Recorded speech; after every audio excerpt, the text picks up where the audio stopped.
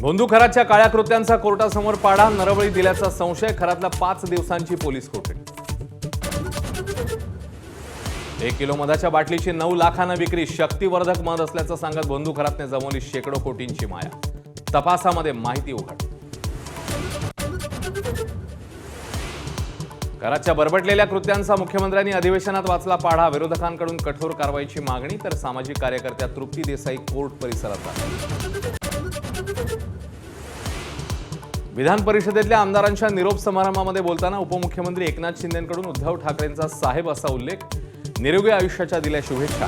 तर उद्धव ठाकरेंना कोट्याधीश ही उपाधी देत मुख्यमंत्र्यांकडूनही कौतुक. युद्धामुळे गॅस संकट दिवसेंदिवस तीव्र. सांगलीत एलपीजीचा दर 85 रुपये किलोवर. धुळ्यामध्ये गॅसची टंचाई तर सोलापुरात गो गॅसचा दर दुप्पट.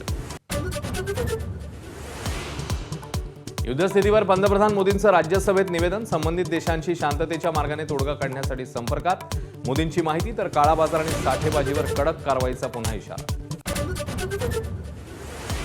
सातारा प्रकरणी उपसभापती नीलम गोरेंविरोधात विरोधक मैदानात. अविश्वास प्रस्तावावर ठाकरेंच्या शिवसेनेच्या 6 तर काँग्रेसच्या 4 आमदारांच्या सह्या.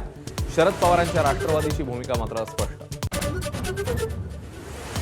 बदलत्या हवामानाचा फळांच्या राजाला फटका. रायगडमध्ये यंदा 15% आंबा उत्पादन. आंबा उत्पादक चिंतेत.